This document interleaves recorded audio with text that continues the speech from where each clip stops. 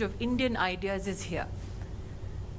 As we all know that I have a famous temperament of disagreeing with many a people. And so let me begin with a disagreement with my friend Hindol. The question I guess we all need to ask ourselves, why suggest that the age of Indian ideas is here today? Was there ever an age where the Indian idea or ideas of India did not serve the concept of Vasudhaiva Kutumbakam? And on this note of disagreement, let me begin. Excellency was kind enough to talk about a bridge of people, a bridge of ideas.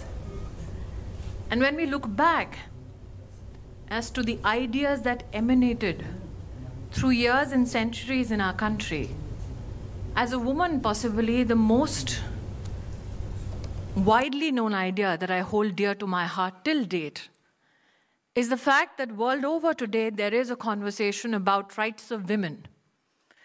But possibly it's only in this civilization that we had a concept of Ardhanareshwar, that man and woman complement each other, and thus, till one is not there with the other, wo saath pura nahi hota.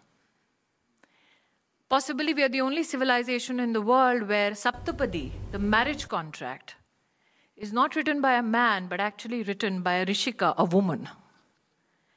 So when I say that every age has been tempted to delve into the idea of India and see what India had to contribute, then I find that there are many instances that we can quote from this podium this evening. I know post my address, we will follow it up with a conversation with a textile historian par excellence, Rajiv Sethi. We have here a gentleman who will tantalize us with mathematics stories and many anecdotes. But again, another disagreement that I had when I walked in was I told Mr. Sethi, what do you think we two should do on stage this evening? Rajiv said, well, you're the minister, so I will ask you questions and you answer. I said, no, you're the historian, so you get to answer and I get to question. Which was to his discomfort because for him it was a breach of protocol. And I said that if you look at the idea of India, then irrespective of who sits in the position of power or who sits in the position of governance, it is one who is steeped in knowledge that is revered in India. That is our history, that is our culture. And when we talk about knowledge systems, how could we ever forget that I did have a stint in HRD? Today, when Excellency speaks about a bridge of ideas, what is this bridge? If we take a leaf from history, and especially a book, which is in process of being printed by two excellent Indophiles, Dr. D.K. Hari and Hema Hari, and this is a little peep that I'll give you into the education system that they are writing about. It is called the Modern System of Education from Madras. And this is a fascinating story. Charles Dickens once famously wrote about the English system of education in his work Nicholas Nickleby in 1838. He said, schoolmasters as a race were blockheads and impostors, ignorant, sordid, brutal men to whom few considerate men would have entrusted boarding or lodging of a horse or dog. These schools were opened by any man who had proved his unfitness for any other occupation in life. Now look at this bridge of ideas. There was a man who to this day lies buried in Westminster Abbey by the name Dr. Andrew Bell. And his epitaph on his tomb reads, the author of the Madras system of education. If you look at the history of Dr. Bell, you will find that he landed in India in the year 1787 to give a few religious lectures to orphan children of soldiers. And he started the Malay Military Orphan Asylum of Madras in Egmore. It is still there in the heart of Chennai today.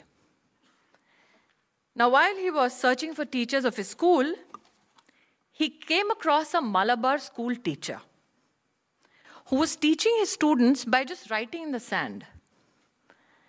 And this gentleman, Dr. Bell, quite impressed because this, according to him, were economical erasable aids, which were then borrowed by his Malay military orphan asylum school. Now, many of us who have studied in convent-educated systems, as we call it in Delhi, very lovingly remember our class monitor. How many of us do? These are the guys who always get into trouble. You should look out for them. Now, Dr. Bell actually did see a few gurukuls in our country. And he saw in the gurukuls that the older students were minding and teaching the junior students. And that is where he borrowed the concept of class monitor. And John Friskin became the first monitor of the Malay Military Orphan Asylum Madras School. And thus, a system started taking form, taking shape. Dr. Bell went back to England and he purchased 415 acres, named it Egmore, and along with another Englishman by the name of Mr. Lancaster, he started the Madras College in England.